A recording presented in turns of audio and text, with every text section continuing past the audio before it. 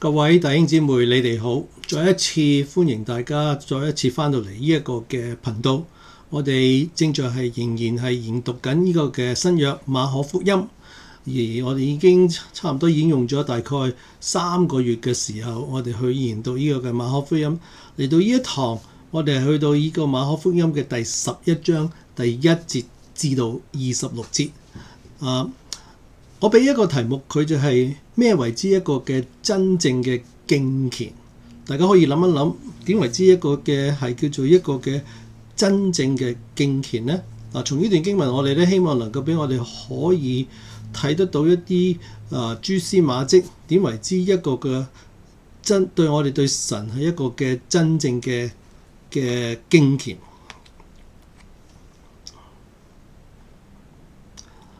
我唔知道大家嘅你嘅身份係咩啊？定係你已經結咗婚，或者未結婚，或者你拍緊拖啊？我相信咧好多時候咧，我哋咧都會，如果你係已經結咗婚又好，或者你拍緊拖都好，有陣時你都好似呢個嘅相入邊當到有一咁嘅同你嘅配偶有呢個咁嘅對話你知道我愛你㗎啦。其實呢一句説話係一個幾點樣講？係好冒險嘅句説話，特別原來你當一個人話你知道我點愛你嘅時候，你可能喺度諗緊就係我自己已經對你好好都未定，但係係咪同一個時間就係代表對方聽呢個説話嘅時候，我就覺得你係真係對你對我嘅愛係好好呢？第一，第二，當我哋講呢個説話嘅時候，我哋係從一個咩角度去講呢？係因為我哋已經做咗好多嘅嘢，我哋去決定你知道我係真係幾愛你啦。呢個當然啦，我可能係同我哋有冇做嘢同冇做嘢係有關係啦。但係同時間嘅時候，對方聽你講呢個説話嘅時候，佢自己都有一個嘅心理準備，或者心裏有數，知道你係對佢點樣樣。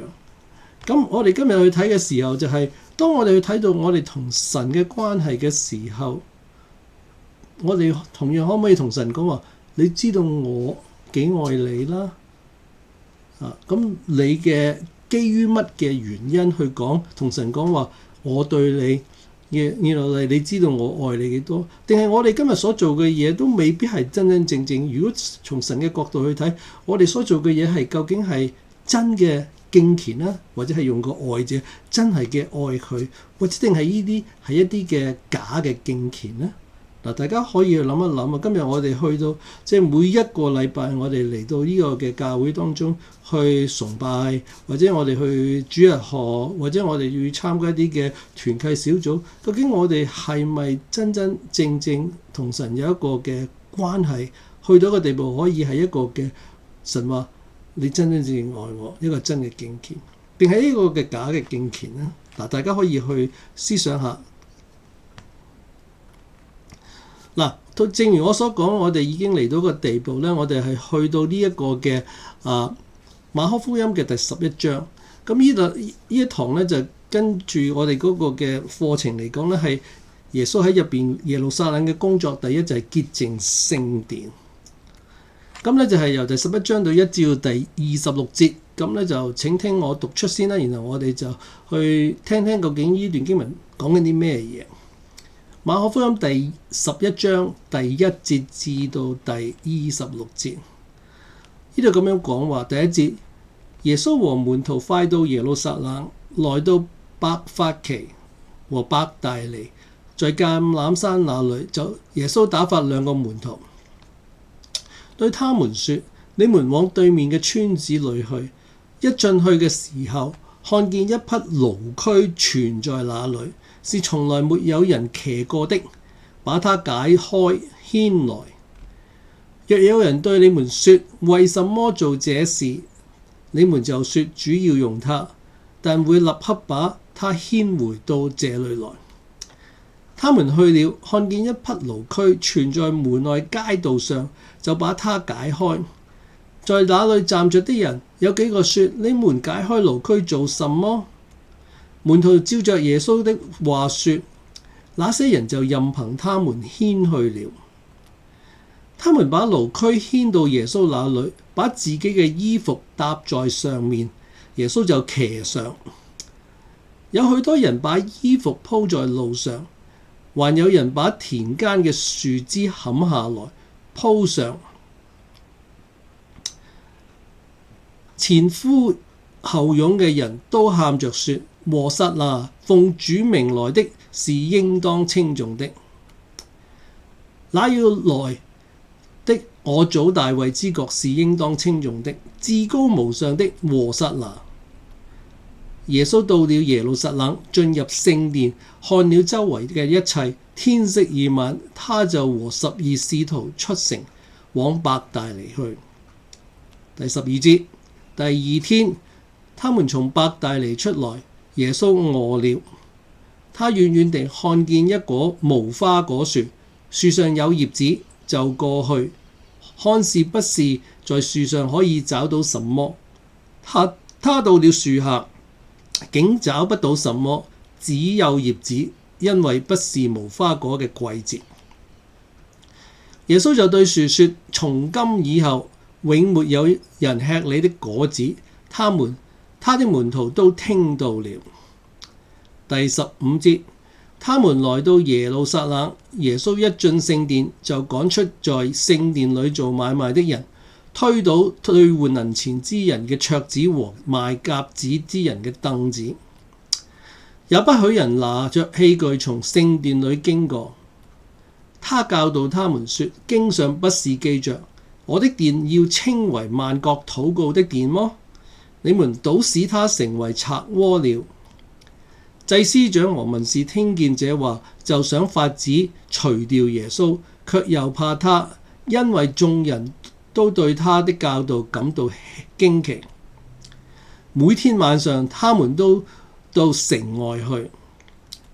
第20節，早晨，他們從那裏經過，看見無花果樹連根都枯乾了。彼得想起耶穌的話，就對他說：拉比，你看，你所咒詛的無花果樹已經枯乾了。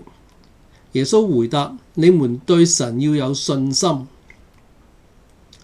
我實在告訴你們，無論何人對這座山說：離開此地，投在海裏，他心裏若不疑惑，只信所說的必成，就為他實現。所以我告訴你們，凡你們禱告祈求的，無論是什麼，只要信你們已經得着了，就為你們實現。你們站着禱告嘅時候，若想起有人得罪你們，就該饒恕他，好讓你們在天上嘅父也饒恕你們嘅過犯。你們若不饒恕人，你們在天上嘅父也不饒恕你們的過犯。聖經讀畢，願神祝福嘅話語。咁喺我哋睇呢段經文之前，我哋大家一齊去低頭祈禱。我嘅天父，多謝你俾呢段嘅經文，我哋再一次提醒我哋何謂真正嘅敬虔。我哋喺教會入邊，或者係我哋信仰生活當中，我哋可能係好忙碌，但係我哋係咪真真正正嘅係敬虔，同你有一個嘅親密嘅關係？神求你藉住呢段經文幫助我哋，特別幫助講嘅，即係能夠俾我哋能夠你藉住聖靈幫助我哋去明白你所講嘅説話。唔單止咁，更加係將我哋啲説話藏喺我哋嘅心入邊，俾我哋可以行出嚟。求神你就同我哋喺呢一個時刻一齊同在，聽我哋唔完全嘅祈禱，奉靠主耶穌得勝名字祈求，阿門。嗱，又翻到嚟我哋呢一個嘅大綱啦，呢個就係馬可福音，大家都可能睇過幾次。咁我哋前幾次我哋都已經講過啦，就係馬可福音大致上咧可以分為咧3個大部分。頭一個部分咧就係由第1章嘅馬可福音第1章做到呢個第8章左右。而最尾嗰章最尾嗰部分咧就係由第11章就係好似我哋今日所讀嘅經文個開始，到一路去到最尾。而喺中間一個部分咧就係由第8章到第10章咧就係講到耶穌由呢個嘅加利利去到呢個嘅耶路撒冷。咁我哋已經咧完結咗咧第一部分喺加利利嘅工作，同埋咧喺途中去到耶路撒冷嗰度。到今天咧，我哋就係去到第11章咧，就係耶穌係喺耶路撒冷嘅工作。咁同樣嘅，大家都睇過呢個咁嘅圖表啦。耶穌出嚟工作咧，係大概係呢個3年嘅時候。而我哋咧今日睇嘅經文咧，就係咧由馬可福音第11章。今日就大概係咧呢個嘅耶穌出嚟傳道嘅後部分，喺耶路撒冷嘅時候。In fact 咧，呢個嘅最後部分咧，就係喺呢一個嘅最後嘅一週嘅時間。咁差唔多，我已經係去到尾聲。你可以睇得到咧，馬可咧其實咧用咗大概7章嘅經文咧，去差唔多6、7章嘅經文咧，去呢度講到耶穌最後一個禮拜嗰陣時發生嘅事。嗱，正如我頭先所講啦，呢度6章經文咧係講到述耶穌最後一週所發生嘅事。而我哋如果你從每一日去睇嘅時候咧，我哋今日咧就係去差唔多係講到即係呢個最後一週嘅2日。我哋會首先講到咧係呢個嘅耶穌，佢係騎驢仔入去呢個嘅耶路撒冷。嗱，唔單止咁樣咧，第2日咧就係講到咧呢個即係聖日嘅星期一咧，就係講到耶穌去潔淨呢個嘅聖殿。最後咧，我哋會講到呢樣嘢，就係耶穌去咒詛呢一個嘅無花果樹。所以咧馬可福音咧，馬可咧係用咗呢個好詳盡嘅記載耶穌最後一週嗰個嘅工作同埋嗰個嘅事蹟喺入邊。同樣嘅，我哋都可以睇得到咧，就係咧呢個嘅對觀福音又好，或者你用呢個嘅符類福音都好啦 Synoptic Gospel， 你可以睇得到咧，我哋今日所睇嘅經文咧，耶穌咧呢個騎驢仔入去呢個耶路撒冷咧，佢哋咧係4本福音書都有記載嘅。而第一日咧講到潔淨聖殿咧，就3本福音書馬太、馬可、路加都有記載。而第2日星期2咧講到呢個無花果樹唔結果子咧，就你會睇到咧就係只係得馬太福音同埋呢個嘅馬可福音，佢係記載呢件事件。咁我哋都係跟住頭先嗰個嘅圖表去睇嘅時候咧，你可以將頭先我哋所讀嘅經文咧，你可以睇到第1節至到26節咧，可以分為4段。第一段咧就係光榮進入呢個耶路撒冷，就係第1節至到第11節。第12節到第14節咧係講到耶穌佢哋再一次去經過呢個，即係第一次經過呢個無花果樹嘅時候咧，佢咒詛呢個無花果樹。第15節到第19節咧就係耶穌入到聖殿嘅時候，佢喺入邊去呢個嘅潔淨聖殿。咁最後咧就係咧20節至到呢個嘅26節咧，就係咧從呢個無花果樹得到嘅教導，睇到發生啲咩嘢。咁你驟眼睇上嚟咧，呢一個嘅大綱咧，即係基於其實你就算你睇呢個嘅聖經咧，佢都係咁上下分段嘅啫，即係可能係3段或者4段咁樣樣。即係或者你可以用2段都得嘅，但係發覺究竟耶穌即係馬可係想藉住呢段經文想講啲乜嘢嘢咧？有幾即係好似有少少嘅即係內容方面好似有少少唔係好銜接。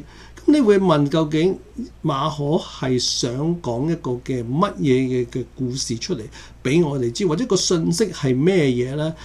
我希望咧能夠喺呢一個嘅短片最尾嘅時候，可以俾大家睇到一個比較清晰嘅圖畫。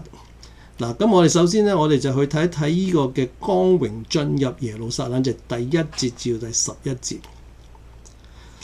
嗱，第一節呢度話俾我哋聽，耶穌同門徒咧就快到呢個耶路撒冷，來到伯法其同埋呢個嘅伯大尼，在橄欖山那裏，耶穌就打發2個門徒。嗱，呢度俾我哋睇到一樣嘢咧，就係咧從呢個地圖當中咧，你睇得出咧就係咧，嗱喺呢一個嘅呢個城咧就係耶路撒冷，喺呢個角落頭呢度咧就係呢個嘅聖殿呢度。咁咧其實咧頭先講嗰啲地方咧，嗱伯大尼就喺呢一度，就係比最遠嘅一個嘅城市嚟嘅。跟住咧就係到伯法其。然後咧，伯法其對面咧就係橄欖山，或者係比較近少都未定。咁其實由伯大尼去到伯法其，再去橄欖山，再過到去呢個嘅耶路撒冷，其實咧都係2里路嘅時間，唔係話一個好長嘅。就算如果你徒步而行嘅話咧，我相信大家咧可以大概喺半個鐘頭左右咧，你就可以由伯大尼入到去呢個嘅聖殿嗰度。嗱，正如我頭先所講咧，呢一度咧就係咧發生呢件星期日咧就發生咗呢一個嘅耶穌榮耀進城嘅時候，就由呢個伯大尼入到去伯法其，去到橄欖山進入呢個嘅耶路撒冷。嗱，從呢個表俾大家睇咧都係一樣噶啦，你可以睇到咧大概咧嗰個嘅路程係點樣。只不過我想俾大家睇到一樣嘢，就係咧4本嘅福音書咧係都有記載呢一件嘅咁重要嘅事，可想而知，你知道呢一個係一個嘅比較好重要嘅一個嘅事件，發生喺耶穌最尾一個禮拜嘅第1日嘅事。咁喺呢度發生啲咩咧？就係咧耶穌咧就打發咗2個門徒去做一件事啦。聖經冇話俾我哋聽咧係邊1、2個門徒，但係耶穌咧就用咗好長嘅篇幅話俾佢哋聽去做啲咩嘢，發生啲咩嘢。咁我哋就去睇下究竟係發生啲咩嘢。咁咧耶穌就對佢哋講話：你們往對面村裏去，一進去嘅時候會看見一匹驢駒存在那裏，是從來冇人騎過的，把它解過來牽來。嗱，你睇到呢度經文嘅時候咧，就係咧。佢哋咧大概可能係嚟到呢個嘅橄欖山嗰度咁上下都未定。耶穌就同呢2個門徒講：你哋就過對面村，就係呢個嘅伯法其嗰笪地方。你哋入去嘅時候咧，你就會見到有一匹嘅驢駒存在喺嗰度，一個驢駒。驢駒咧，即係中文咧就或者睇得唔清楚。如果你係睇英文咧，係講到咧係叫做colt。咁咧就係咧，即係啲驢仔啊，即係但係點有咩咁重要咧？其實咧已經講咗出嚟俾你聽㗎啦。聖經入邊呢度話俾你聽係從來冇人騎過嘅呢個驢仔。咁你如果咧你睇即係聖經舊約聖經嘅時候咧，你會發覺咧，通常一啲從來未用過嘅嘢，都係特別係為住將來或者係會做一啲嘅聖禮啊，一啲嘅或者係專係去為咗去敬拜神去用嘅一啲嘅嘢。譬如喺民數記第19章第2節同埋申命記第21章第3節，呢度俾我哋都睇到咧，話咧呢啲咁嘅動物啦，無論係民數記嗰講到嘅紅牛啦，而申命記嘅母牛咧，都係一啲未曾經付過即係未即係去做過嘢，或者係即係專係去做你用淨咗佢先係俾即係先去獻祭啊，或者係去進行呢啲咁嘅嘢。咁你從呢度呢節經文你睇到一樣嘢，就係咧呢件事係發生喺伯法其咁樣樣。咁你話你點知道？因為咧你可以睇到一樣嘢，就係咧頭先聖經呢度講到一樣嘢，就係咧佢哋用完之後咧就會拎翻隻驢駒去呢度。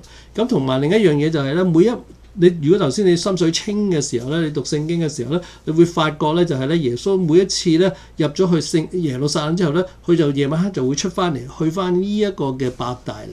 咁你會睇得到一個意思就係咧，佢係經過伯法其先到呢一個嘅伯大尼，所以佢可以即係還翻隻驢仔先到去，先翻到去伯大尼。咁跟住咧，耶穌話俾啲人即係門徒聽。若有人對你哋講，為什麼做這事？你們就說主要用它，但會立刻把它牽回來到這裡來，即係用完咗。咁你可以睇到一樣嘢，你喺呢度耶穌話主要用它。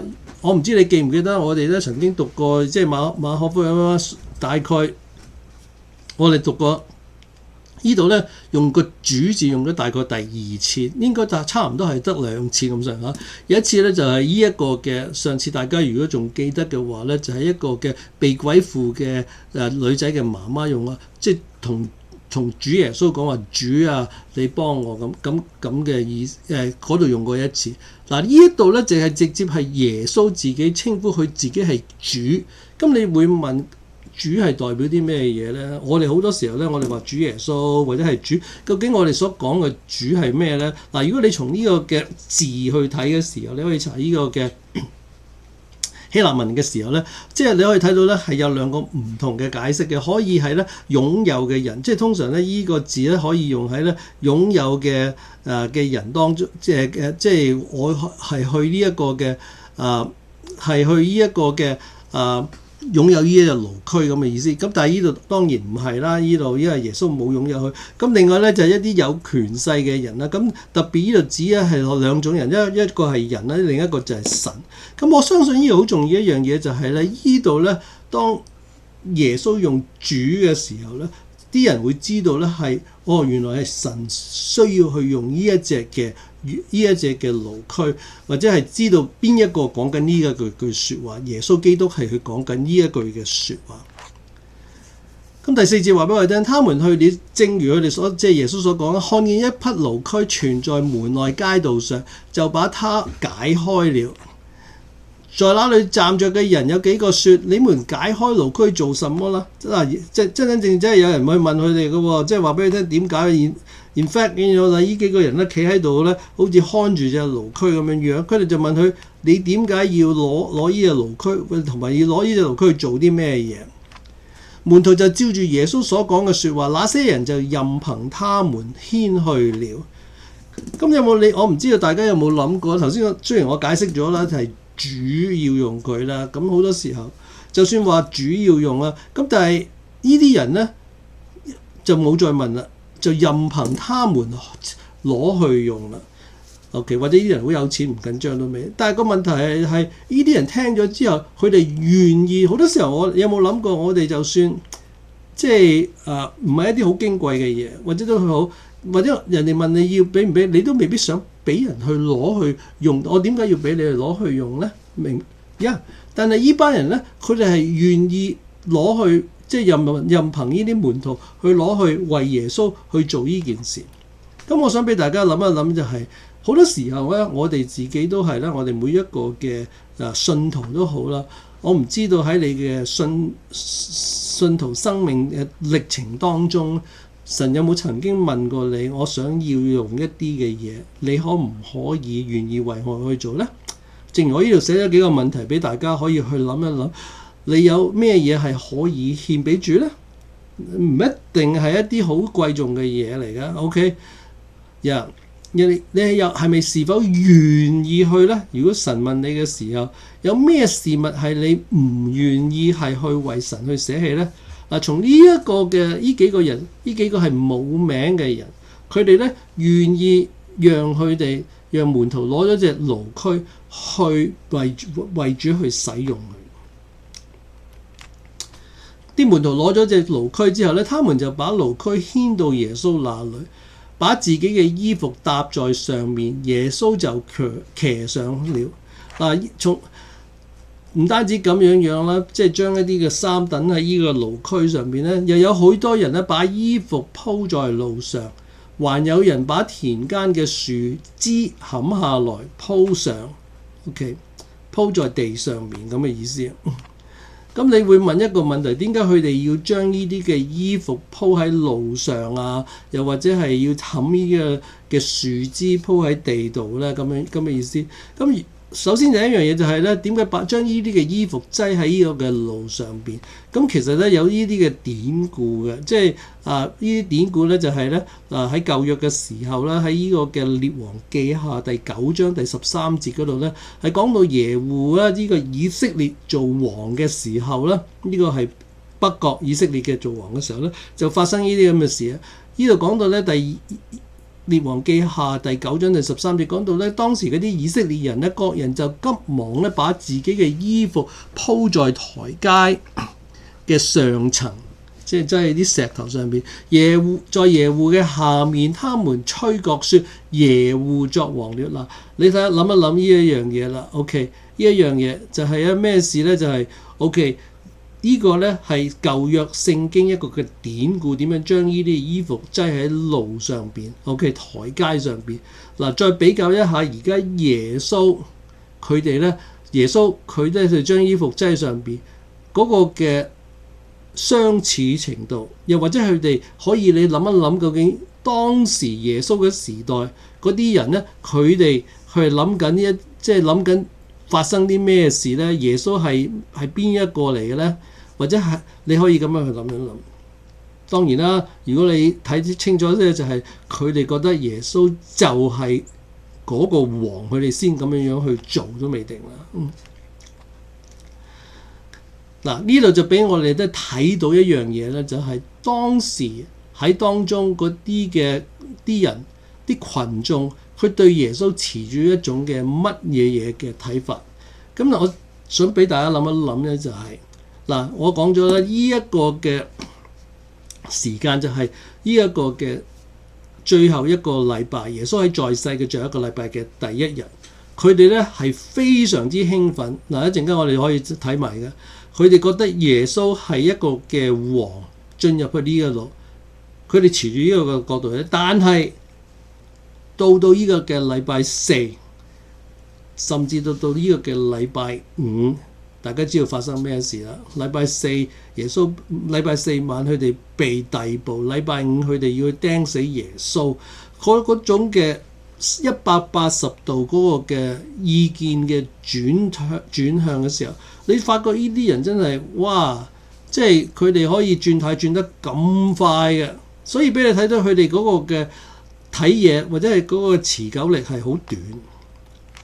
嗱，唔單止咧，好多人咧係將呢啲衣服鋪喺路上，仲有人咧將一啲田間嗰啲樹枝咧就擠咗喺呢個嘅地上邊。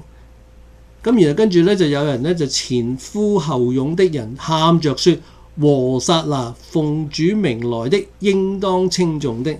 嗱，呢個咧我哋成日唱歌都有唱過啦，和散那啦，奉主嘅名應當稱頌和散那。咁但係和散那係乜嘢意思咧？嗱，如果你睇呢個嘅希臘文嘅時候咧，希臘文咧，對唔住，寫錯咗，係希臘文。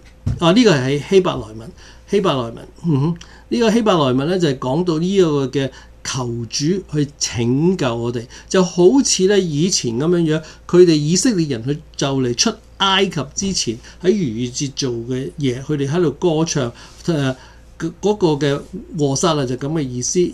而呢個嘅和散那咧，呢個字咧，其實亦都有典故嘅。如果你睇呢一個嘅詩篇第118篇第25節嘅時候咧，呢度講到耶和華啊，求你拯救，耶和華啊，求你使我們順利。嗰個拯救就係呢一個嘅希伯來字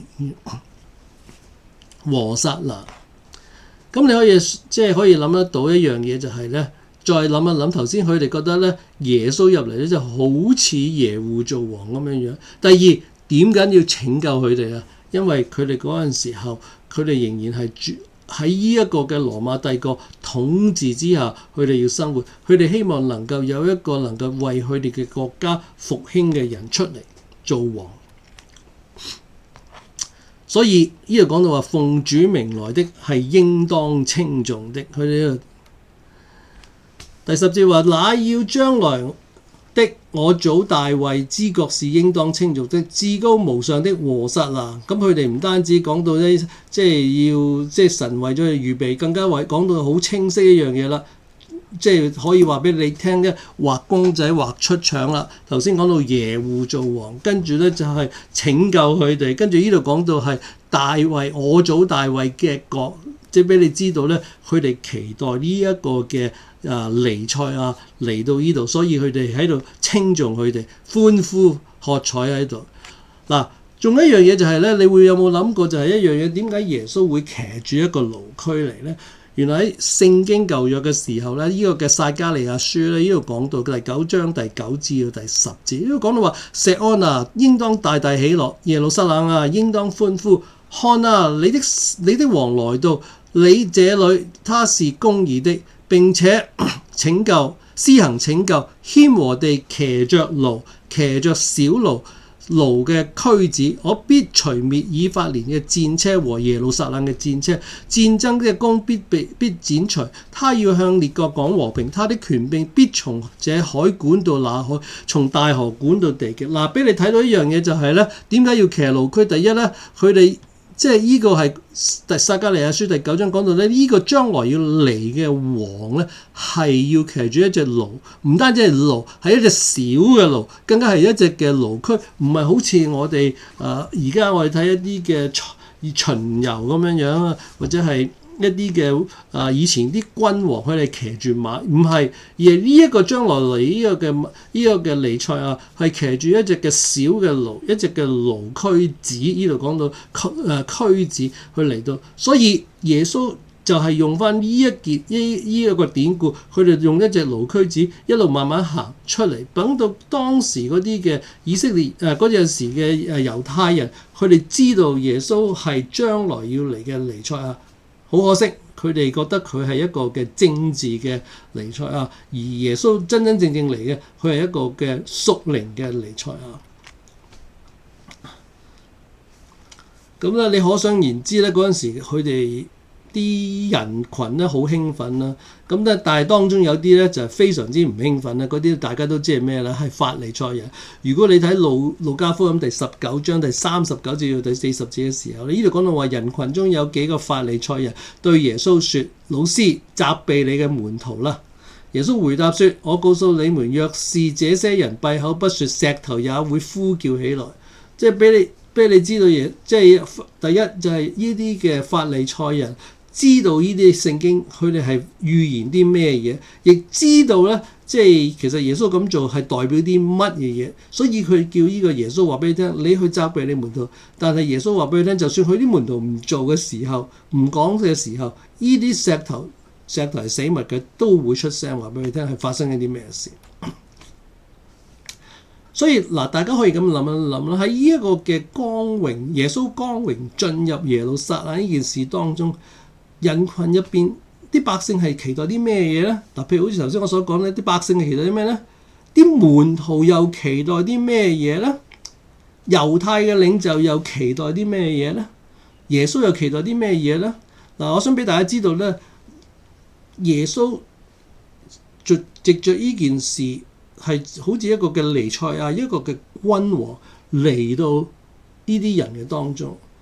唔同嘅人有唔同嘅一啲嘅反應 ，OK， 特別人群要當係一個政治嘅彌賽亞，門徒覺得佢可能係重新一個嘅都可能係一個政治嘅彌賽亞，因為點解咧？因為上個禮拜或者前一兩堂我哋都睇到啲門徒都已經開始去爭要做大，能夠坐喺耶穌側邊，可能佢覺得係要去將來要管治呢個嘅耶路撒冷。啲猶太領袖大家都睇到啦，佢哋好嬲。耶穌咧，耶穌其實都好勇敢啊！你知道其實佢自己知道呢個禮拜係好難去過嘅一個嘅禮拜，同埋佢知道已經入到去嘅時候咧，只係話俾你聽係差唔多去到一個地步係唔可以翻轉頭。同樣我想問一問大家就係，當耶穌嚟到你當中嘅時候，你會覺得耶穌係咩嘢呢？你可以睇得出咧，就係咧，呢啲人無論係群眾、百姓，或者係猶太領袖，又或者係呢啲門徒，佢某程度上佢都係誤解咗耶穌嘅身份。嗱，我唔知道你信耶穌嘅時候，你係覺得係因為耶穌佢幫咗我。耶穌去醫治我，耶穌係點，但係其實你有冇諗過真真正正就係耶穌佢係一個神嘅兒子，佢嚟到呢個世上邊最重要嘅目的就係將我哋同呢個嘅創造宇宙萬物嘅主宰再一次去聯絡埋喺埋一齊，我哋能夠可以回歸到呢個嘅創造萬物嘅主宰。佢唔係嚟要去幫助我哋去醫治我哋嘅疾病，又或者係幫助我哋渡過一啲嘅難關。你有冇呢啲咁嘅誤解咧？對耶穌基督11節呢度話俾我哋聽，耶穌到了耶路撒冷，進入聖殿，看了周圍嘅一切，天色已晚，他就和12個使徒出城，往伯大尼去。嗱，呢段經文俾我哋睇到有幾樣嘢。第一樣嘢就係耶穌一到了耶路撒冷，就直去聖殿。你可以睇得出佢好似有一啲嘅嘢去諗緊，或者想去睇，想去預備，想去做一啲嘢。一陣我哋就知道去做啲咩嘢。而你可以睇得出當時嘅情況，喺馬太福音第21章嘅話俾我哋聽，就係耶穌進了耶路撒冷，全城都驚動了，說這是誰？眾人說這是從加利利拿撒勒來的先知耶穌。你睇到啲人係點樣形容？其實個個人呢都有唔同嘅解說，究竟耶穌係邊一個人？呢度俾我哋睇到就係佢覺得耶穌係一個從加利利拿撒勒來嘅先知。你呢？你覺得耶穌係邊一個呢？ OK， 最尾咧，我俾大家睇到一樣嘢就係咧，呢度講到話天色已晚，他就和12個門徒出城往伯大尼去。記唔記得同你講啊？伯大尼係最尾嘅一個嘅最東邊一個城市，即係喺我哋呢度講嘅3個城市當中。咁佢係翻去嘅時候咧，就喺伯法其咧就還翻隻驢仔俾翻頭先嘅主人，然後咧就再繼續去。而每一晚佢哋都係咁樣入。即係朝頭早出去耶路撒冷，就跟住去翻呢個嘅伯大尼。呢啲我哋頭先已經講咗啦。嗱，你會睇到呢段經文1至到第11節有12，即係有11節嘅經文。而你睇到咧就係咧，聖經咗馬可用咗呢個7節嘅經文去講佢哋去點樣去揾呢一隻嘅驢仔，而咧佢已經係用咗3節嘅經文。OK， 第8節到第10節，或者你可以講埋用埋11節嘅。其實11節冇講到咩嘢，即係講到咧，即係耶穌進咗去耶路撒冷。但係就算4節嘅時候，你睇得出咧，絕大部分嘅經文咧都係講咗去點樣去揾呢隻驢仔。咁我唔知大家點樣諗。通常咧，其實咧，你如果你去從呢個咁嘅數字去睇嘅，或者係經文嘅數目去睇嘅時候咧，睇見佢用咗好多篇幅喺當中。咁當然佢哋用咗咁多篇幅，梗係想有個嘅信息俾我哋知道。究竟個信息係咩嘢咧？我自己喺度諗就係強調耶穌一個嘅即係先知性嘅知識，並有君王嘅權柄。頭先我都同大家講咗，佢訓練佢嘅門徒去做呢一件事，話俾佢哋聽，你去到嗰度會發生啲咩事？見到一隻驢仔去攞，有人問你，你話俾佢聽主要用。嗱，呢啲全部都係佢已經係好似一個嘅未卜先知，已經知道將會發生啲嘢。其實如果門徒係真係清清楚楚去諗嘅時候，佢會知道咧，呢一個嘅耶穌唔係普通嘅先知，而係一個嘅真係可以知道好多將來發生嘅嘢嘅一個嘅神嘅兒子。嗱，唔單止咁樣，呢個嘅過程當中去揾一隻驢仔同埋去騎嘅時候咧，係用代表咗一個嘅君王嘅權柄喺當中。所以俾你睇到一樣嘢就係咧，呢一度啲人咧，佢哋咧係去呢度耶穌藉住呢一個嘅驢仔，希望能夠俾啲門徒訓練佢哋知道耶穌嗰個嘅佢嘅未，即係佢知道可以有呢個嘅知識，知道將來會發生啲咩事。咁或者我哋可以諗一諗，即係一啲嘅應用嘅問題啦。OK， 第一就係你係咪已經接納咗呢個耶穌做你生命一個君王，或者你知唔知道點為之係叫做君王呢？即係佢做你嘅君王係咩意思呢？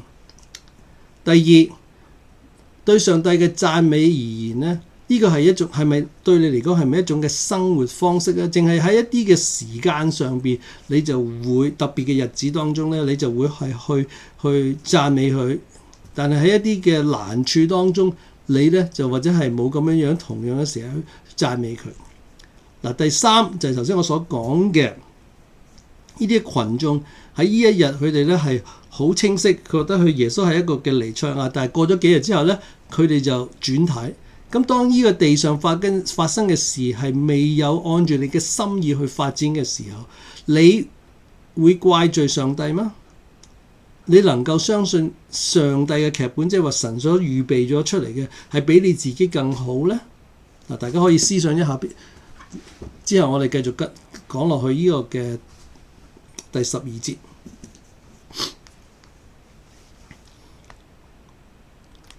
好，第12節到第14節咧就係講到呢個嘅咒詛無花果樹。嗱，你驟眼睇上嚟咧，呢度咧第四，即係我照就咁分呢個段落啦，即係分咗四段啦。第二係咒詛無花果樹，第三就潔淨呢個嘅聖殿啦，第四咧就係咧從無花果樹得嘅教導啦，咁樣樣。咁你睇到咧，其實咧第二、第三咧，第二同第四咧係一個嘅都係講無花果樹。但係咧就喺第三咧就夾咗咧呢一個嘅潔淨聖殿呢一個嘅故事當中俾我哋睇得到。嗱，我唔知道大家仲記唔記得之前我哋都有講過咧，呢個咧就係咧喺馬可福音咧好中意用一個嘅方式，即係咧就係咧一個三文治嘅結構喺度。嗱，你睇到咧頭先我哋咧即係第二段咧就講到咧第12節至到第14節，講到咧咒詛無花果樹呢件事。嗱，到最尾咧就係講到呢個嘅20節至到21節，其實咧即係呢度講到呢個無花果樹枯乾咗咁樣樣，而夾喺中間咧就係耶穌去潔淨聖殿。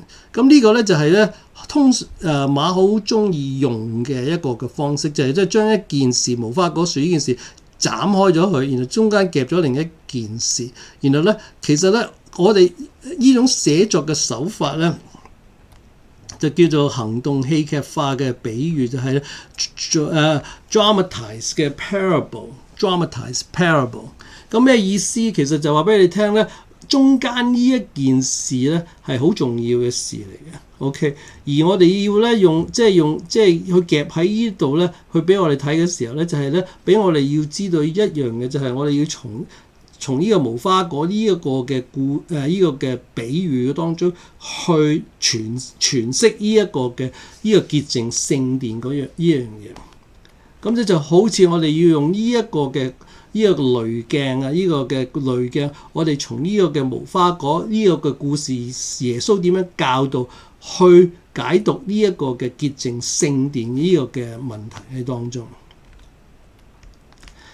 咁咧，我哋首先睇前一段啦，係3節經文嘅啫，就係第12節呢度話：第二天，他們從伯大尼出來啦。第二日佢就出嚟，耶穌餓了，咁佢咧就經過咗一棵，他遠遠看見一棵無花果樹，樹上有葉子，就過去看是不是在樹上可以找到什麼。他到了樹下，竟找不到什麼，只有葉子，因為不是無花果嘅季節。OK， 咁第10呢度咧，俾我哋知道咧，耶穌行過去咧，就見到一棵無花果樹。其實呢啲樹都係好點樣講啊，好即係好普遍嘅喺呢個嘅巴勒斯坦當中。而更加普遍就係啲人咧，有時咧餓啦，即係或者係口痕啦，你就會去即係攞2粒嘅無花果樹嘅果子去呢個即係醫下肚先咁樣樣。咁佢見到呢棵樹咧，就樹上咧有啲葉子，佢就過去就想揾下有冇呢啲嘅果子喺當中。咁啊嚟到呢個樹下邊嘅時候咧，就揾唔到果子，咁就係得葉子啦。你睇住啦，呢棵樹其實咧好多呢度咧用咗2次講咧係有葉子嘅。OK， 呢度有呢度咧就喺。但係呢一節咧有呢度話樹上有葉子，呢度只有葉子，即係話俾你聽呢棵樹其實有好多葉嘅，咁但係點解冇果子咧？呢度咧聖經話俾我聽，因為不是無花果嘅季節，即係話咗出嚟，話咗俾我哋聽點解冇果子。咁但係耶穌好似就唔係好收貨，咁你就耶穌就話啦，佢咧就對樹講，即係同棵樹講，從今以後永沒有人吃你嘅果子。他的門徒咧都聽見了。咁呢度話俾你聽咧，耶穌咧話俾你聽咧，從今以後咧都冇人食你。咁即係話俾你聽，從今以後你都冇用啦，即係你已經冇晒用噶啦。OK， 因為你冇果子出嚟啊嘛，冇人有得食啊。咁唔單止咁樣樣喎，佢可能係好大聲講，點解咁樣講咧？因為他的門徒都聽到了，即係話俾你聽，耶穌唔知係咪特登同佢哋講。即係如果頭先你記得。讀到最尾嘅時候咧，其實門徒都會即係再一次提醒耶穌：喂，呢棵樹好似冇晒，即係枯乾死咗咁樣樣。咁其實耶穌可能喺呢度係特登大聲同啲門徒講俾你聽。咁所以又即係俾我哋睇到呢度耶穌講嘅説話係特登俾門徒係去聽咁你就會問一個咁嘅問題，即係如果嗰陣時唔係結果嘅季節，咁點解耶穌要毀滅除掉呢棵樹？有冇少少即係去嚴峻啲、苛刻啲？喂，而家唔係做喎，而家唔係呢個嘅季節咯喎，咁你都要我出產到，會唔會有少少即係比較即係嚴峻啲啊、苛刻啲啊？嗱，如果係即係大家可以唔知有冇諗過呢個問題啊？OK。咁我哋要去諗呢個問題之前咧，我哋其實就要諗一諗究竟無花果係點樣係去生長，同埋無花果係點樣係即係結果子嘅周期係點樣。嗱，呢個係從一啲嘅文獻入邊就揾到出嚟嘅。通常咧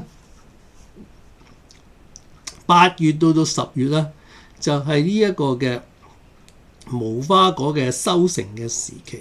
咁咧之後咧就冇啦，咁咧就由12月到2月嘅時候咧，開始長出一啲細小嘅綠色嘅嫩芽出嚟。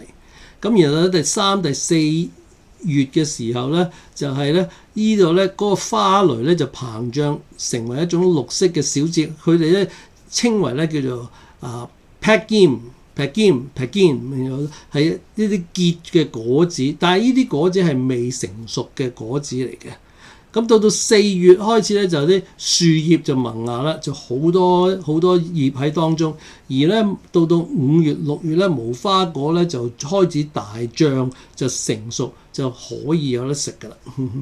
咁你可以睇得出一樣嘢就係咧就算3、4月嘅時候咧，你都會睇到有啲咧一啲好似我哋或者叫做中文叫做冧啦，唔知係咪咁樣讀啦？或者佢呢度就講話 pagim，就係一啲嘅可以將來成為果子無花果嘅果子嘅嘢出現喺當中。嗱，如果你睇呢個圖嘅時候咧，你就睇見咧就係咧呢啲咧細小嘅呢啲咁嘅冧啦喺當中咧，就係叫做 pagim，就係將來 OK。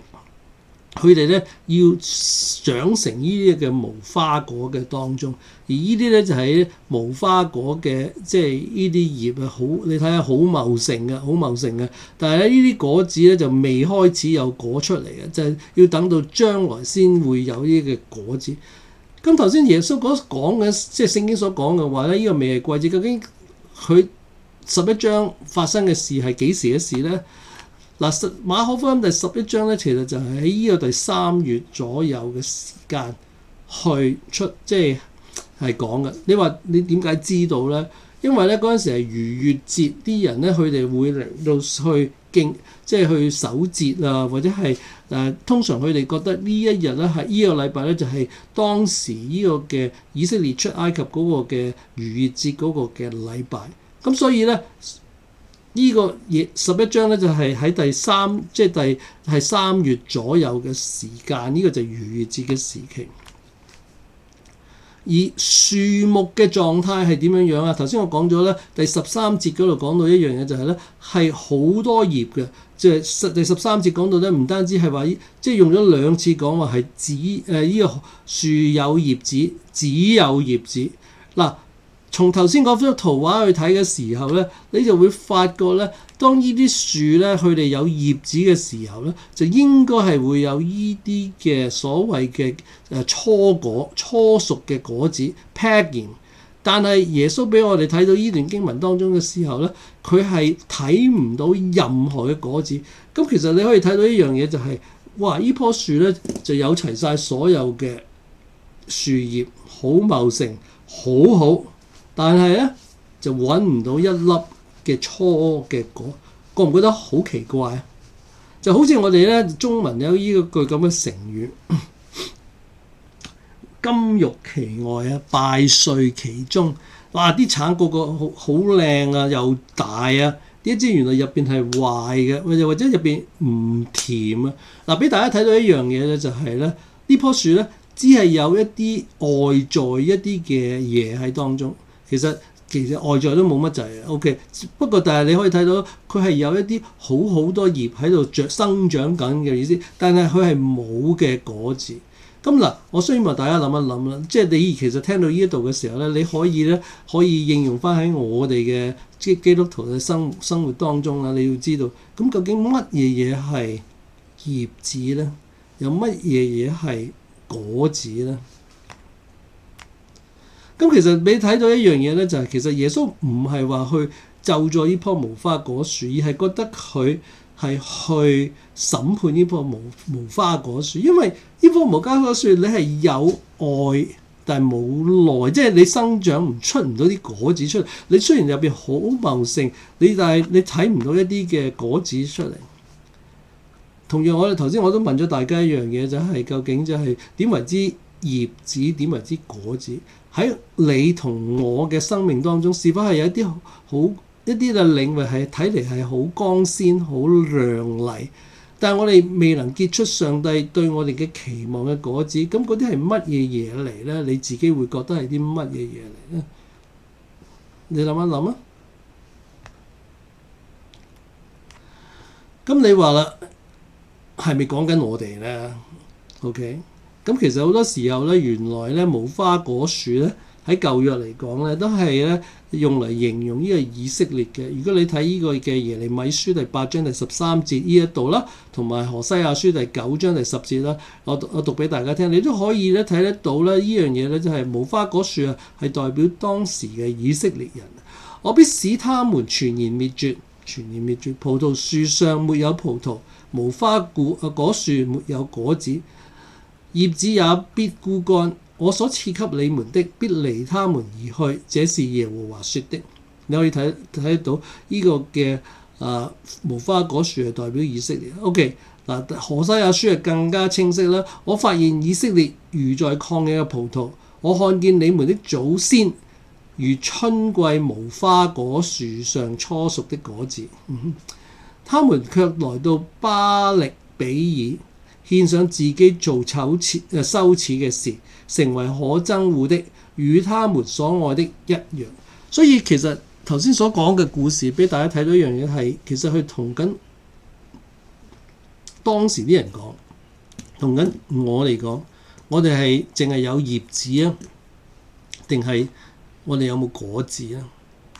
嗱，跟住落嚟咧，嗱，我哋要從呢個咁嘅角度繼續睇落去啦，就係點同潔淨聖殿有咩關係啊？咁咧，經過咗耶穌之後嚟到耶路撒冷，耶穌就一進聖殿。嗱，如果你睇英文嘅時，呢度咧就更加清晰咧，就係咧，即係耶穌一入英文話 on reaching Jerusalem， 即係去到耶路撒冷 ，Jesus entered the temple court， 即係佢就冇話周圍去啊，直情就入咗去呢一個嘅聖殿入邊。佢見到聖殿咩咧？就見到有好多人喺當中咧買啊嘢。咁呢度我話就趕出聖殿裏做買賣嘅人，推倒兌換銀錢之人嘅桌子，同賣鴿子之人嘅凳子。即係佢嗱，呢一個地圖咧，上邊咧就係北面啦。OK， 呢度北面，呢個南面，呢個東邊。咁咧頭先俾大家睇到咧，呢度咁上下咧就係咧呢一個嘅伯大尼。跟住去到伯法其一入去咧，耶穌就入去，即刻入去呢一個嘅地方。咁你話佢入咗邊一笪地方咧？嗱，呢一邊咧你要睇咧就係啱啱調轉咗嘅。呢度咧有個地圖俾你睇到，呢個係南邊，即係話俾你聽呢邊咧就係東邊，呢邊係東邊，呢邊。咁耶穌就由呢度入去，一入去咧就係外邦人嘅院嗰度。嗱，入外邦人已經係見到啲咩？就係咧見到啲人咧等咗啲嘢喺度咧賣啲動物啊，方便啲人啊，佢哋嚟咧去獻祭啊、過節。頭先我同大家講咗啦，同埋推到銀錢，有啲人去換錢，要去即係去納呢啲嘅聖殿稅啦，或者係奉獻啦咁嘅意思。咁我會問一個問題：究竟呢一次係耶穌第一次去潔淨聖殿，定係第二次潔淨聖殿咧？嗱，如果你頭先有心水清嘅時候咧，睇嗰個嘅符類福音嗰個圖表嘅時候咧，佢就講到第二次，冇錯係第二次。咁佢嚟第一次嘅時候咧，雖然我唔知道 exactly 係幾多啦，咁咧即係耶穌出嚟做工咧，做咗即係呢個嘅佢嘅傳道係大概3年嘅時候，呢個係尾聲啦，差唔多第三年尾啦。咁咧可能耶穌一出嚟，佢係去用咗1年咁上下，即係話俾你聽，上一次嗰陣時候可能係2年前發生嘅事。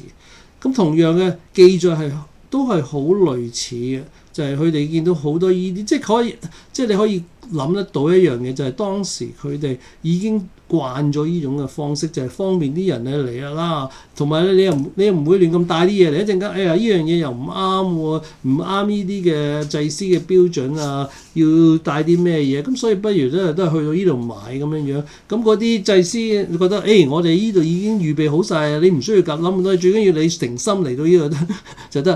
咁但係耶穌話俾你聽，其實呢度係一個嘅禱告嘅殿，嗰時都係用呢個嘅原因去潔淨聖殿。咁事隔咗2年之後，呢班人好似冇聽到耶穌講過啲咩嘢，亦冇當聖殿係一件好莊嚴嘅事，亦冇話停止咗唔做。即係耶穌走咗之後，或者係潔淨咗之後，佢哋就再一次係去繼續再嚟過做呢件事。咁耶穌唔單止阻止啲人去買賣啊、推換銀錢啊，更加唔准人喺度攞啲器具行嚟行去啊。呢度講話嗱，如果你從呢個嘅角度、呢個嘅地圖去睇嘅時候咧，嗱呢個咧就係聖殿嘅圖。咁呢度咧就係東邊，耶穌入去咧就係啲外邦人嘅地方。你見到咧等晒啲牛羊啊，哇喺呢度當中。而咧聖殿咧就係咧有即係。聖殿係分咗唔同人喺唔同嘅地方先可以入，啲外邦人咧係可以係喺呢一笪地方。咁你會問究竟啲外邦人做啲咩？一陣間我哋睇睇。OK， 跟住咧女性咧就可以入到去呢一笪地方，啲以色列嘅女性，唔係啲外邦人女性啊，係以色列嘅人嘅女性喺度。跟住咧就係其他嗰啲嘅以色列人嘅院入到呢度。祭司至聖所咧就係呢一個只有呢一個嘅大祭司每年先可以入去嘅一次嘅聖所。咁耶穌講咗咩嘢咧？耶穌就係用翻類似嘅呢個嘅觀點去話俾佢聽。經上不是記着我的殿要稱為萬國禱告的殿嗎？你們倒使它成為賊窩。嗱，你可以睇到呢樣嘢就係咧，耶穌點樣形容呢一個嘅聖殿，或者係形容佢哋將呢個聖殿變成啲咩？原本呢個聖殿係用嚟萬國禱告嘅殿，萬國包括啲咩咧？包括所有人。所以其實頭先嗰個圖表俾大家睇到一樣嘢就係咧，呢一個嘅外邦人院其實都係有預備俾啲外邦人，佢哋可以都係去祈禱，可以係去嚟到呢個神嘅面前。哇！其實我哋從呢一個馬可福音你可以睇到一樣嘢，就係其實神嗰個嘅拯救計劃好早嘢已經預備咗埋外邦人。嗱，唔單止係咁樣，所以呢個殿咧，你諗下，佢哋預備咗係俾呢啲嘅外邦人可以去敬拜，但係你咧就擠晒啲牛啊、羊啊、斑鳩啊、兌換銀錢嘅嘢等晒喺度，咁嗰啲人點去敬拜啊？嗱，你可以諗一諗，就係今日我哋喺呢一個嘅禮堂當中去敬拜嘅時候，有啲人喺度咧話俾你聽即係唔係一個禮堂入邊啦，咁可能喺禮堂出邊喺度好嘈嘅，話俾你聽嗱，你買呢本聖經要入嚟睇，或者係即係幫助你去明白，即係好似係好好事咁樣樣。但係個問題係咧，好擾攘啊，好令到啲人根本冇辦法可以專心去祈。嗱，唔單止咁樣咧，呢啲嘅祭司長文士，佢哋咧用咗嚟做一個賊窩。咩意思咧？就係佢哋喺從中咧，佢哋係取嚟，即係你話就話好聽啲，你哋唔需要帶呢啲嘅牛羊嚟到當中，但係佢哋咧喺當中咧就即係 mark up 咗佢嘅價錢，喺當中咧就能夠可以賺啲錢袋落佢哋自己個袋入邊。所以耶穌話俾你聽，你將佢成為呢個賊窩。但係其實呢兩個嘅呢個嘅典故其實都係喺呢個聖經入邊嗰度俾我哋睇得出。嗱，其中咧呢一個嘅禱告嘅殿，我嘅禱告殿係萬國禱告殿咧，就出自於呢個嘅以賽亞書第56章第6至8節，而變成賊窩咧就係咧呢一個嘅耶利米書第7章第8至到第11節。咁你可以想像啊，都知道呢啲嘅祭司長同埋呢啲嘅文士，佢哋都係好熟讀聖經嘅人嚟嘅，所以知道耶穌講緊啲咩嘢。所以耶穌就話俾你聽，原本呢個殿係俾呢啲嘅外邦人去祈禱，但係你哋就將佢變成一個嘅賊窩。OK， 喺當中從中嘅去取利，剝削咗其他嘅人價錢。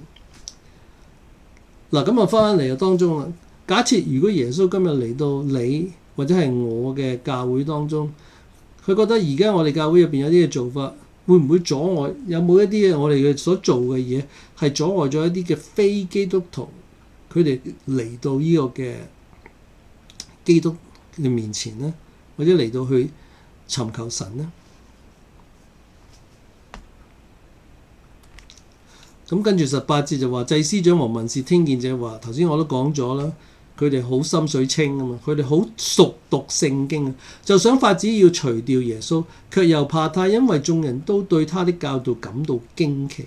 即係你可以知道佢哋咧就嗰陣時咧係喐唔到手啊，因為但係好想去除掉耶穌，但係耶穌但係又怕怕呢啲嘅群眾嘅壓力。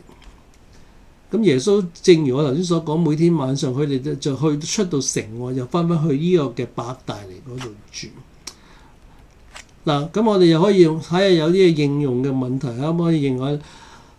我哋雖然唔係一啲嘅耶路撒冷城入邊嘅宗教嘅領袖，但係我哋咧卻同樣咧有機會可以變成一個嘅虛有其表嘅信徒。你同唔同意呢？第二，因為耶穌對我哋今日嘅教會提出一啲乜嘢嘅批評呢？第三，你會用乜嘢嘅方式去睇自己嘅靈性生命嘅狀態，去了解自己究竟對神嗰個嘅真摯度係有幾高呢？即係用咩程度，用咩尺去量我哋對神嗰個嘅真摯度係點樣？第四，一個人完全可以定期去教會或者參加團契，卻並沒有真正去敬拜上帝。你同唔同意呢一個嘅講法呢？大家用少少時間諗一諗。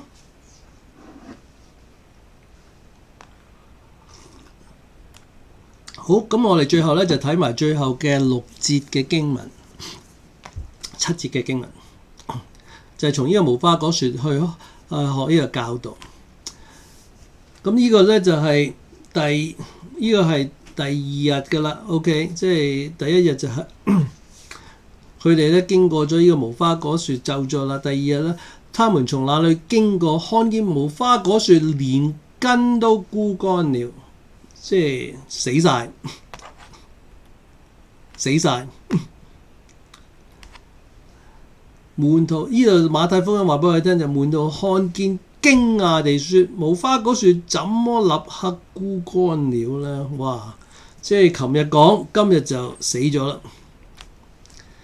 彼得想起耶穌的話來，就對他說：拉比，你看你所咒詛嘅無花果樹已經枯乾了。嗱，正如我頭先所講咧，可能頭先開頭係耶穌特登講俾啲門徒，但係而家門徒彼得就話翻出嚟，呢棵嘢死毀咗。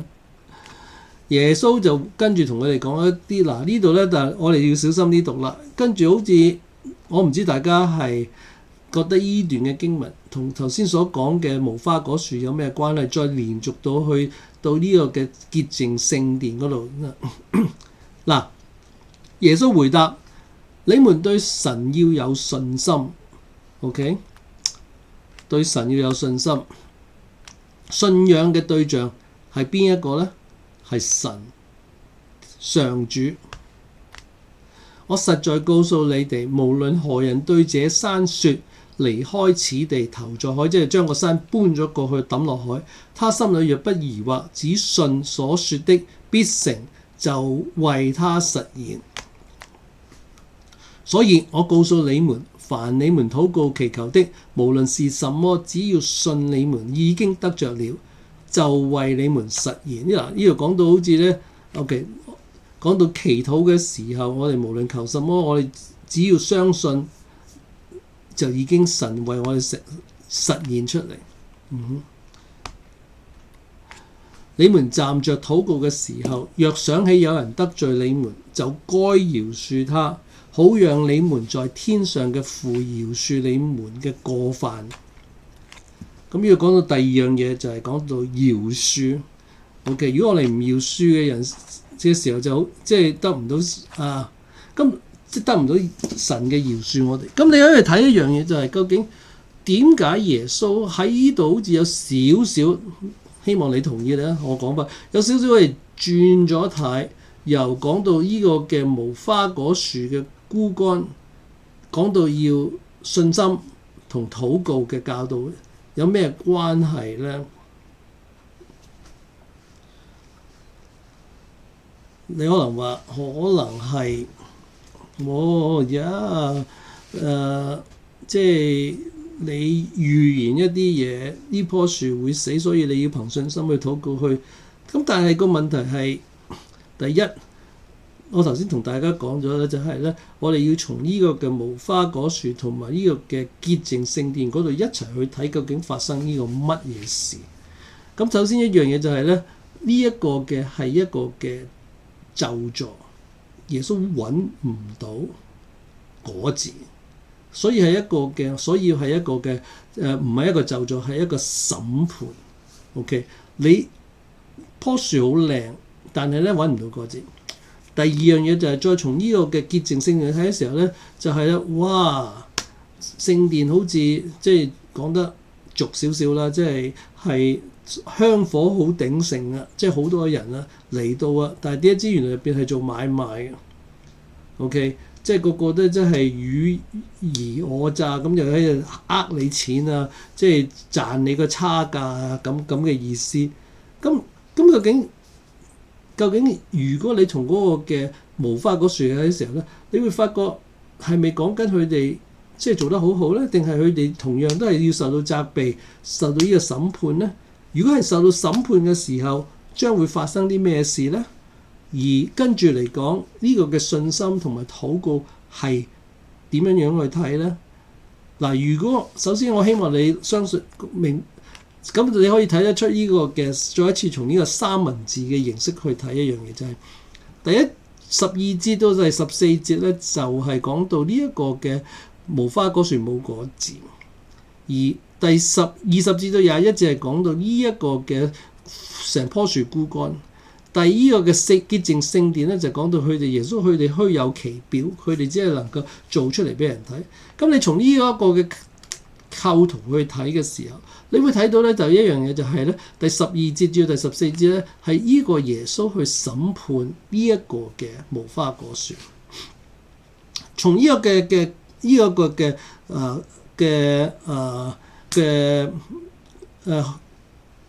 lens 去睇呢個嘅中間嗰段咧，潔淨聖殿咧，其實係唔係去稱讚佢哋，而係耶穌係去責備佢哋，去審判佢哋。咁你話佢審判佢哋會將來會發生啲咩事咧？如果你清楚歷史嘅時候，你就知道大概喺70年後之後咧，耶路撒冷就滅亡，就好似嗰棵嘅樹咁樣樣，就係枯乾，佢再唔可以再喺當中去結果子。你想結都冇得結果子。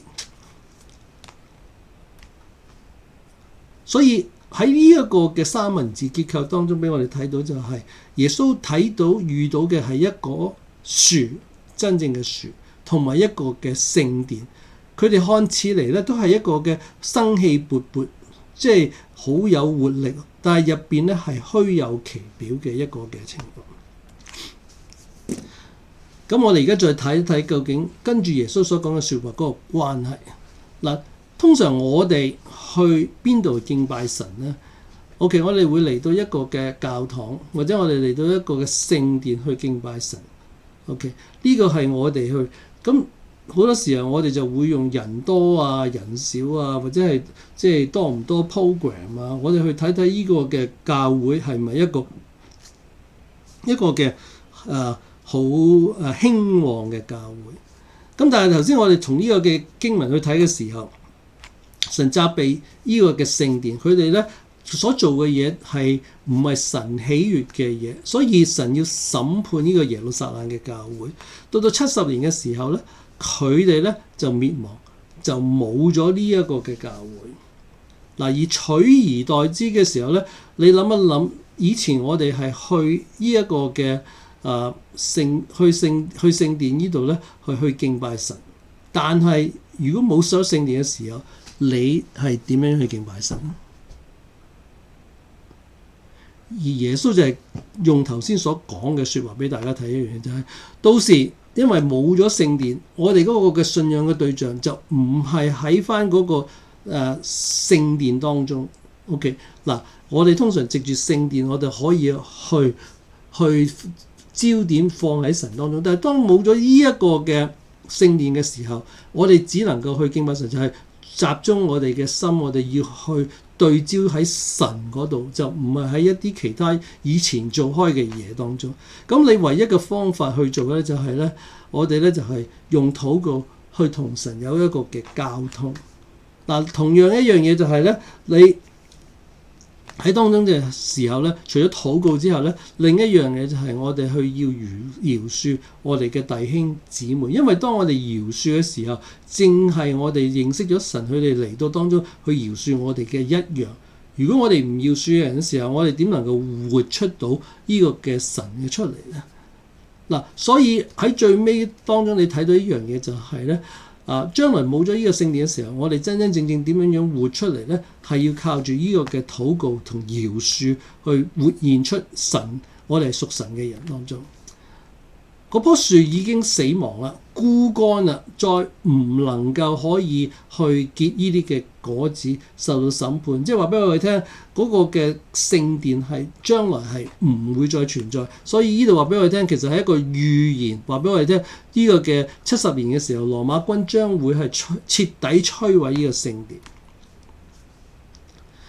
所以喺呢一度，耶穌咒咗呢棵樹，因為佢係誤導咗我哋咧，係有一個嘅好豐碩嘅外表，但係其實入邊係毫無出產。咁你喺度諗一樣嘢，究竟我哋係咪同一個嘅光景咧？咁我哋其實即係都係要好正視一樣嘢。OK， 沒有聖殿嘅信徒，我哋點樣可以經驗上主正在同我哋一齊嘅同在咧？就正如我所講嘅，我哋要藉住祈禱同埋呢一個嘅饒恕弟兄姊妹。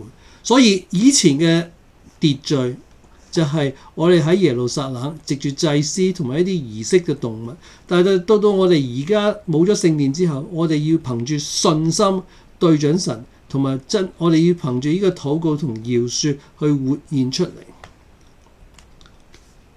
咁我哋做一啲嘅應用啦。這是否係教導我哋只要信念堅定，上帝就會應允我哋禱告？咁當然啦，呢度頭先我哋都講過，唔係我哋講緊呢個嘅平時嘅禱告啦。有些人讀過類似呢段嘅段落，並得出嘅結論認為，祈禱時咧，如果這是上帝旨意，是錯誤推卸責任嘅做法，因為這些顯示我哋對所祈求嘅事缺乏信心。你會點樣講呢？嗱，同樣一樣嘅都係呢段唔係特別係講到我哋去祈求就得着嗰個嘅意思喺當中。第三，我哋如何去寬恕其他人呢？同埋點樣會影響上帝去如何去寬恕我哋呢？之前我都講過一樣嘢咧，就係咧呢一個嘅4段嘅經文究竟同我哋有咩關係咧？你可以睇出一樣嘢咧，就係咧 OK。假設如果我哋咧冇咗呢個嘅聖殿嘅時候咧，冇咗教會嘅活動嘅時候，我哋會唔會仲係一個嘅基督徒咧？或者係我哋冇咗呢啲嘢去做嘅時候，我哋點樣同神保持一個嘅關係咧？真正嘅敬拜係點樣樣？係咪真真正正要用其他嘅嘢去幫助我哋可以去親近神，或者係我哋點樣樣咧？